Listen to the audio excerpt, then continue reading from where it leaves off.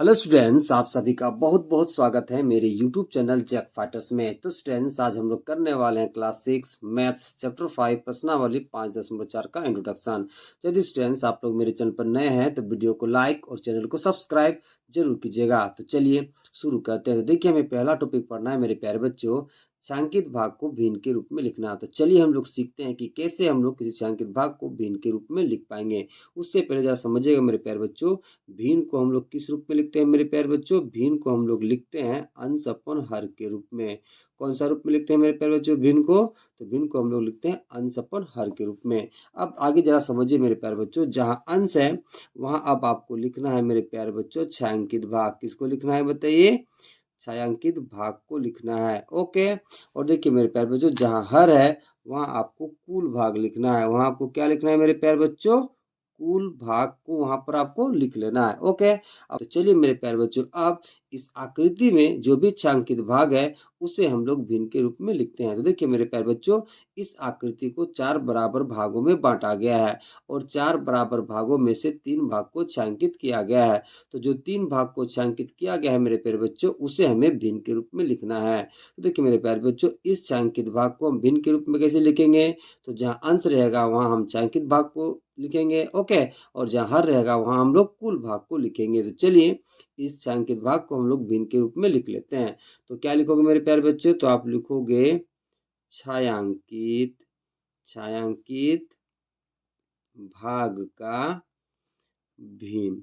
ठीक है, इतना लिखने के बाद आप बराबर लिख लोगे। फिर आप लिखोगे मेरे प्यारे बच्चों छायांकित भाग बट्टा कुल भाग। ओके। अब जरा समझिए, इस आकृति को 4 बराबर भागों में बांटा गया है जिसमें से 3 भाग को छायांकित किया गया है। तो छायांकित भाग की जगह आप कितना लिखोगे मेरे प्यारे बच्चों? तो जितना छायांकित भाग है आप उसको लिखोगे। तो कितना है? 1 2 3। तो छायांकित भाग के जगह में मेरे प्यारे बच्चों आप लिख लोगे 3। ओके। कुल भाग कितना है बताइए? तो कुल भाग 4 है। कैसे? 1 2 3 4। तो कुल भाग की जगह आप लिखोगे मेरे प्यारे बच्चों 4। तो आपको छायांकित भाग का भिन्न कितना मिल गया मेरे प्यारे बच्चों? 3/4। तो इस तरह से आप मेरे प्यारे बच्चों छायांकित भाग को आप भिन्न के रूप में लिखोगे। ओके। चलिए अब अगला टॉपिक करते हैं। अगला टॉपिक है हमारे पास बॉक्स में दिए गए भिन्न के अनुसार आकृतियों को छायांकित करना। तो चलिए हम लोग सीखते हैं कि कैसे हम लोग बॉक्स में दिए गए भिन्न के अनुसार आकृतियों को छायांकित कर पाएंगे। तो इसे हम लोग सीखेंगे मेरे प्यारे बच्चों एग्जाम्पल के द्वारा। तो मान लीजिए मेरे पास एग्जाम्पल के लिए एक बॉक्स बना हुआ है, इसमें भिन्न दे रखा है मेरे प्यारे बच्चों 3/4 और 4 बॉक्स बना हुआ है। ओके। तो इन 4 बॉक्सों का हमें 3/4 भाग को छायांकित करना है। तो सबसे पहले आप क्या करोगे मेरे प्यारे बच्चों? इन 4 बॉक्सों का आप 3/4 भाग निकाल लोगे। फिर जितना वैल्यू आएगा, ठीक है, उतना भाग को आप छायांकित करोगे। तो देखिए मेरे प्यारे बच्चों, इस बॉक्स के अंदर में कितना बॉक्स दे रखा है बताइए? छोटा छोटा 1 2 3 4। तो सबसे पहले आप क्या करोगे? इन 4 बॉक्स का आप 3/4 भाग निकाल लोगे। जो भी वैल्यू आएगा मेरे प्यारे बच्चों, उतना भाग को आप छायांकित करोगे। तो चलिए सबसे पहले इन 4 बॉक्सों का हम लोग 3/4 भाग निकाल लेते हैं। ओके। तो यहाँ बॉक्स कितना है मेरे प्यारे बच्चों? 1 2 3 4। तो 4 का हम लोग 3/4 भाग निकालेंगे। तो क्या लिखोगे? तो लिखोगे मेरे प्यारे बच्चों 4 का 3/4 भाग। ओके। देखिए 4 के जगह 4। ओके। का मतलब क्या हो जाएगा बताइए? गुना। और 3/4 की जगह 3/4। ओके। अब देखिए मेरे प्यारे बच्चों, 4 से 4 क्या हो जाएगा? कट जाएगा। तो आपको कितना मिलेगा मेरे प्यारे बच्चों? 3 भाग। कितना मिल जाएगा बताइए? 3 भाग। यानी कि इन 4 बॉक्सों में से अब आपको 3 भाग को छायांकित करना है। तो चलिए 3 भाग को हम लोग छायांकित कर देते हैं। ओके। तो ये रहा मेरा पहला भाग। ओके, इसको हमने छायांकित कर दिया। अब दूसरा भाग को करिए छायांकित। ओके, दूसरा भाग को भी हमने छायांकित कर दिया। अब तीसरा भाग को करिए मेरे प्यारे बच्चों छायांकित। तो तीसरा भाग को भी हमने छायांकित कर दिया। तो जब भी इस तरह का सवाल आए मेरे प्यारे बच्चों, तो जितना बॉक्स दिया रहेगा और जितना भिन्न दिया रहेगा, तो उस बॉक्स का आप उतना भाग निकालोगे। फिर जितना भाग आएगा उतना भाग आप छायांकित करोगे। ओके। चलिए अब अगला टॉपिक करते हैं। अगला टॉपिक है हमारे पास समतुल्य भिन्न। तो चलिए सबसे पहले समतुल्य भिन्न की परिभाषा को समझते हैं, फिर इसके एग्जाम्पल को समझेंगे। देखिए मेरे प्यारे बच्चों, इसका परिभाषा क्या कह रहा है कि समतुल्य भिन्न वे भिन्न होते हैं जिसमें अंश और हर के अलग अलग मान एक ही भिन्न को प्रदर्शित करते हैं। कहने का मतलब क्या है मेरे प्यारे बच्चों कि समतुल्य भिन्न वैसे भिन्न होते हैं जिसमें अंश और हर के अलग अलग मान एक ही भिन्न को प्रदर्शित करते हैं। आइए एग्जाम्पल से समझते हैं। मान लीजिए मेरे पास एग्जाम्पल के लिए 3 भिन्न है मेरे प्यारे बच्चों। पहला भिन्न को हम मान लेते हैं 4/8, दूसरा भिन्न को मान लेते हैं मेरे प्यारे बच्चों 6/12 और तीसरा भिन्न को मान लेते हैं मेरे प्यारे बच्चों 7/14। अब देखिए मेरे प्यारे बच्चों, इन तीनों भिन्नों में अंश और हर का मान अलग अलग है, लेकिन ये तीनों भिन्न 1/2 भिन्न को ही प्रदर्शित करेगा। कैसे, समझिए। देखिए काटिए इसे। 4 एकम कितना हो जाएगा 4, 4 दूना कितना हो जाएगा मेरे प्यारे बच्चों 8। फिर से काटिए। 6 एकम 6, 6 दूना कितना हो जाएगा बताइए 12। फिर से काटिए। 7 एकम 7, 7 दूना कितना हो जाएगा मेरे प्यारे बच्चों 14। तो आप देख सकते हैं मेरे प्यारे बच्चों कि इन तीनों भिन्नों में अंश और हर का मान अलग अलग था, लेकिन ये तीनों भिन्न एक ही भिन्न 1/2 को क्या कर रहा है बताइए, प्रदर्शित कर रहा है। यानी कि जब इसे हम काटे मेरे प्यारे बच्चों इन तीनों भिन्नों को, तो हमें वैल्यू कितना मिला बताइए 1/2 मिला। तो इस प्रकार के भिन्न को हम लोग क्या कहते हैं मेरे प्यारे बच्चों, समतुल्य भिन्न कहते हैं। और एक एग्जाम्पल समझते हैं मेरे प्यारे बच्चों। मान लीजिए मेरे पास 3 और भिन्न है एग्जाम्पल के लिए। पहला भिन्न हम मान लेते हैं 5/10, दूसरा भिन्न हम मान लेते हैं मेरे प्यारे बच्चों 10/20 और तीसरा भिन्न हम मान लेते हैं मेरे प्यारे बच्चों 30/60। ओके, अब देखिए मेरे प्यारे बच्चों, इन तीनों भिन्नों में अंश और हर का मान अलग अलग है, लेकिन ये तीनों भिन्न एक ही भिन्न 1/2 को प्रदर्शित करेगा। कैसे, समझिए। काटिए इसे। 5 एकम कितना हो जाएगा 5, 5 दूना कितना हो जाएगा 10। काटिए इसे। 10 एकम 10, 10 दूना कितना हो जाएगा बताइए 20। काटिए इसे। 30 एकम 30, 30 दूना कितना हो जाएगा मेरे प्यारे बच्चों 60। तो आप देख सकते हैं मेरे प्यारे बच्चों, जब तीनों भिन्नों को हम सॉल्व किए तो वैल्यू हमें कितना मिला बताइए 1/2। तो आप यहाँ देख सकते हैं कि तीनों भिन्नों का अंश और हर का मान अलग अलग था, लेकिन ये तीनों भिन्न एक ही भिन्न 1/2 को प्रदर्शित करता है।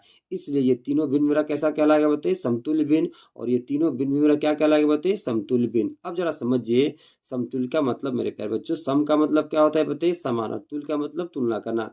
यानी कि जब आप दो या दो से अधिक भिन्नों को तुलना करोगे तो आपको वैल्यू समान मिलेगा, तब वैसे भिन्न को हम लोग समतुल्य भिन्न कहेंगे। ओके, तो चलिए अब अगला टॉपिक करते हैं। अगला टॉपिक है हमारे पास समतुल्य भिन्न की जांच करना। तो चलिए हम लोग एग्जांपल द्वारा सीखते हैं कि कैसे जब दो भिन्न दिया हो तो हम लोग जांच कर पाएंगे कि वो समतुल्य भिन्न है या फिर नहीं। तो इससे हम लोग सीखेंगे मेरे प्यारे बच्चों एग्जांपल के द्वारा। तो मान लीजिए मेरे पास एग्जांपल के लिए दो भिन्न है मेरे प्यारे बच्चों। पहला भिन्न है 1/4 और दूसरा भिन्न है 4/16। हमें ये जांच करना है मेरे प्यारे बच्चों कि ये दोनों भिन्न समतुल्य है या फिर नहीं है।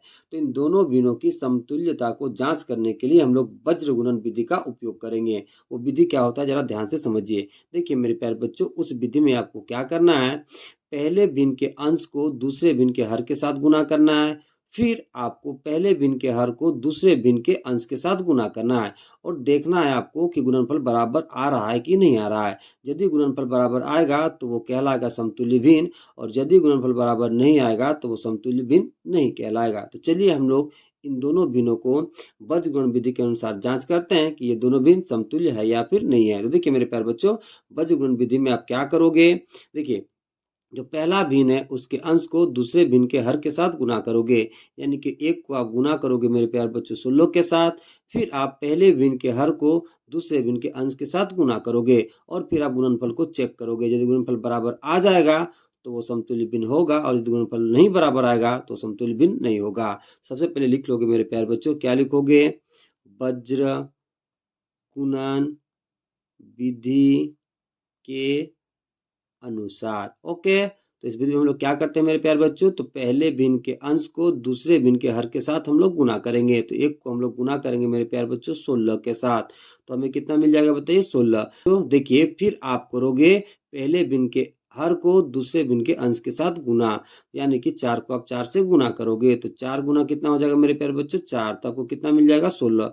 तो आप देख सकते हैं मेरे प्यारे बच्चों कि जब पहले भिन्न के अंश को दूसरे भिन्न के हर के साथ गुना किए तो उसका गुणनफल कितना आया बताइए 16। और फिर हम जब पहले भिन्न के हर को दूसरे भिन्न के अंश के साथ गुना किए तो हमें गुणनफल कितना मिला मेरे प्यारे बच्चों 16। यानी कि दोनों ही परिस्थिति में गुणनफल क्या आ रहा है बताइए बराबर। अब देखिए चूंकि गुणनफल बराबर आ रहा है इसलिए दोनों भिन्न मेरा क्या होगा बताइए समतुल्य होगा। तो क्या लिखोगे, तो लिखोगे मेरे प्यारे बच्चों, चूंकि दोनों का गुणनफल समान है इसलिए दिया गया भिन्न समतुल्य है। ओके, तो सवाल में आप इस तरह से सॉल्यूशन करके समतुल्य भिन्न की जांच करोगे और सिंपल जांच आप इस प्रकार से कर सकते हो मेरे प्यारे बच्चों। देखिए पहला भिन्न कितना दे रखा था बताइए 1/4 और दूसरा भिन्न कितना था बताइए 4/16। ओके, अब देखिए मेरे प्यारे बच्चों इसको तो हम काट नहीं सकते हैं क्योंकि अंश और हर में उभयनिष्ठ गुणनखंड केवल एक है, लेकिन हम इसको काट सकते हैं मेरे प्यारे बच्चों। कैसे? क्योंकि अंश और हर में उभयनिष्ठ गुणनखंड 4 है, तो काटिए इसे। 4 एकम 4, 4 चौका कितना हो जाएगा मेरे प्यारे बच्चों 16। तो आप देख सकते हैं कि दोनों भिन्न का वैल्यू कितना आ रहा है बताइए समान, यानी कि 1/4 और 1/4 है, इसलिए दोनों भिन्न मेरा क्या होगा बताइए समतुल्य। ओके, लेकिन सवाल में जब आप बनाओगे तो आप इस तरह से लिख करके बनाओगे। चलिए अब अगला टॉपिक करते हैं। अगला टॉपिक है हमारे पास भिन्नों का सरलतम रूप। तो चलिए हम लोग समझते हैं कि भिन्नों का सरलतम रूप क्या होता है। तो सबसे पहले हम इसकी परिभाषा को देखेंगे, फिर इसके एग्जाम्पल को देखेंगे। तो देखिए इसका परिभाषा क्या कह रहा है कि यदि किसी भिन्न के अंश और हर में एक के अलावे कोई और उभयनिष्ठ गुणनखंड न हो तो वह भिन्न का सरलतम रूप कहलाता है। कहने का मतलब क्या है मेरे प्यारे बच्चों कि यदि किसी भिन्न में अंश और हर में एक के अलावे और कोई उभयनिष्ठ गुणनखंड नहीं होगा तो वो मेरा भिन्न का सरलतम रूप कहलाएगा। चलिए एग्जाम्पल से समझते हैं। मान लीजिए मेरे पास भिन्न के रूप में एग्जाम्पल है मेरे प्यारे बच्चों 3/4। तो आप देख सकते हैं मेरे प्यारे बच्चों अंश और हर में एक के अलावे कोई भी उभयनिष्ठ गुणनखंड नहीं है, इसलिए 3/4 मेरा क्या कहलाएगा मेरे प्यारे बच्चों, तो भिन्न का सरलतम रूप कहलाएगा। अगला एग्जाम्पल समझिए। मान लीजिए मेरे पास भिन्न है 1/2। तो आप देख सकते हैं मेरे प्यारे बच्चों अंश और हर में एक के अलावे और कोई उभयनिष्ठ गुणनखंड नहीं है, इसलिए 1/2 भी मेरा भिन्न का क्या कहलाएगा, सरलतम रूप कहलाएगा। अगला एग्जाम्पल समझिए। मान लीजिए एग्जाम्पल के लिए मेरे पास भिन्न है मेरे प्यारे बच्चों 4/5। आप देख सकते हैं मेरे प्यारे बच्चों 4/5 में अंश और हर में एक के अलावे कोई भी उभयनिष्ठ गुणनखंड नहीं है, इसलिए 4/5 मेरा क्या कहलाएगा मेरे प्यारे बच्चों, तो भिन्न का सरलतम रूप कहलाएगा। एक ऐसा एग्जाम्पल देखिए मेरे प्यारे बच्चों जिसमें अंश और हर में एक के अलावे दूसरा भी उभयनिष्ठ गुणनखंड होगा। मान लीजिए मेरे पास भिन्न है मेरे प्यारे बच्चों 4/8। तो आप देख सकते हैं मेरे प्यारे बच्चों कि अंश और हर में एक के अलावे उभयनिष्ठ गुणनखंड 4 भी है, यानी कि देखिए हम अंश को भी 4 से काट सकते हैं और हर को भी 4 से काट सकते हैं, इसलिए अंश और हर में एक के अलावे उभयनिष्ठ गुणनखंड कितना है बताइए 4 भी है, इसलिए ये मेरा भिन्न का सरलतम रूप नहीं कहलाएगा। चलिए अब अगला टॉपिक करते हैं। अगला टॉपिक है हमारे पास भिन्नों को सरलतम रूप में बदलना। तो चलिए हम लोग सीखते हैं कि कैसे किसी दिया गया भिन्न को हम लोग सरलतम रूप में बदलेंगे। तो इसे हम लोग सीखेंगे एग्जाम्पल के द्वारा। तो मान लीजिए एग्जाम्पल के लिए मेरे पास भिन्न है मेरे प्यारे बच्चों 12/36। ओके, ये अभी भिन्न के सरलतम रूप में नहीं है। ओके, इसे हमें भिन्न के सरलतम रूप में बदलना है। कैसे बदल पाओगे ध्यान से समझिए। देखिए मेरे प्यारे बच्चों सबसे पहले आपको क्या करना है, अंश और हर का आपको म स निकालना है, यानी कि 12 और 36 का आपको म स निकालना है। फिर जो भी म स आएगा मेरे प्यारे बच्चों उसे आपको अंश और हर दोनों में डिवाइड कर देना है। डिवाइड करने के बाद जो आएगा वही आपका भिन्न का सरलतम रूप होगा। तो चलिए सबसे पहले 12 और 36 का हम लोग म स निकाल लेते हैं। तो 12 और 36 का हम लोग म स निकालते हैं मेरे प्यारे बच्चों भाग विधि से। किसे निकाल लेते हैं बताइए, चलिए भाग विधि से। आप चाहे और भी विधि से निकाल सकते हो। तो आपको मेरे प्यारे बच्चों 36 को डिवाइड कर लेना है 12 से। तो 12 तिया कितना हो जाएगा मेरे प्यारे बच्चों 36। कितना हो जाएगा बताइए 36। ओके, शेष कितना बच जाएगा बताइए 0। तो जब शेष 0 बच जाता है मेरे प्यारे बच्चों, ठीक है, तो उस चरण का जो भाजक होता है वही मेरा म स होता है। वही मेरा क्या होता है बताइए म स। ओके, तो म स कितना आ गया मेरे प्यारे बच्चों 12। कितना आ गया बताइए 12। ओके, यानी कि अंश और हर को अब आपको 12 से डिवाइड कर लेना है। तो चलिए अंश और हर को हम लोग 12 से डिवाइड कर लेते हैं। तो अंश में वैल्यू कितना है मेरे प्यारे बच्चों 12, इसको डिवाइड कर लेना है आपको 12 से। ओके, और हर में वैल्यू कितना है बताइए 36, तो इसे भी आपको डिवाइड कर लेना है मेरे प्यारे बच्चों 12 से। तो देखिए मेरे प्यारे बच्चों 12 कम कितना हो जाएगा 12, और 12 तिया कितना हो जाएगा मेरे प्यारे बच्चों 36। तो आपको वैल्यू कितना मिलेगा 1/3। कितना मिल जाएगा बताइए 1/3। ओके, तो 12/36 का सरलतम रूप आपको कितना मिल गया मेरे प्यारे बच्चों, तो 1/3 मिल गया। और एक एग्जाम्पल सीखते हैं मेरे प्यारे बच्चों।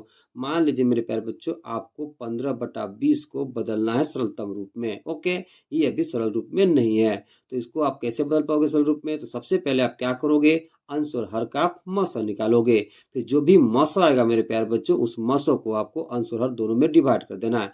तो चलिए भाग विधि से हम लोग अंश और हर यानी 15 और 20 का सबसे पहले म स निकाल लेते हैं। जो भी म स आएगा उससे हम लोग अंश और हर में डिवाइड कर देंगे। तो चलिए देखिए मेरे प्यारे बच्चों सबसे बड़ा संख्या यहाँ कौन है बताइए दोनों में 20, और छोटा कौन है बताइए 15। तो आपको 20 को 15 से डिवाइड कर लेना है। तो देखिए मेरे पास जो 15 कम कितना हो जाएगा बताइए 15। ओके, अब 20 में से घटेगा 15 मेरे प्यारे बच्चों, तो आपको कितना मिलेगा 5। तो अभी देख सकते हैं मेरे प्यारे बच्चों अभी शेष मेरा 0 नहीं बच रहा है। तो उस कंडीशन में हम क्या करते हैं मेरे प्यारे बच्चों, जो भाजक रहता है, ठीक है, इस चरण में उसे हम भाज्य बना लेते हैं। तो 15 को उठा करके आप यहाँ लेते आओगे। अब 5 तिया कितना हो जाएगा मेरे प्यारे बच्चों? 15। ओके, अब 15 में से 15 घटेगा तो आपको कितना मिलेगा? 0। तो आप देख सकते हैं शेष कितना मिल गया? 0। तो इस चरण का जो भाजक होगा वही मेरा क्या होगा बताइए? मस। तो मस बराबर कितना आ गया मेरे प्यारे बच्चों? 5। ओके, अब इस मस को आपको अंश और हर दोनों में डिवाइड कर लेना है। चलिए डिवाइड करते हैं। ओके, तो 15 को डिवाइड करना है मेरे प्यारे बच्चों 5 से। ओके, और 20 को डिवाइड करना है मेरे प्यारे बच्चों बताइए 5 से। तो देखिए मेरे प्यारे बच्चों 5 दिया कितना हो जाएगा बताइए? 15, और 5 का कितना हो जाएगा बताइए? 20। तो आपको वैल्यू कितना मिलेगा? तो 3/4। ओके, तो 15/20 को हम लोग सरलतम रूप में बदल दिए तो वैल्यू कितना मिला हमें? 3/4। तो आप यहाँ देख सकते हैं मेरे प्यारे बच्चों कि 3/4 में एक के अलावे और कोई उभयनिष्ठ गुणनखंड नहीं है। तो वैसा भिन्न जिसमें एक के अलावे और कोई उभयनिष्ठ गुणनखंड नहीं होता उसे हम भिन्न का सरलतम रूप कहते हैं। तो इस प्रकार से मेरे प्यारे बच्चों जब भिन्न सरलतम रूप में नहीं दिया हो और उसे आप सरलतम रूप में बदलोगे तो इस प्रकार से आप उसे बदलोगे। ओके।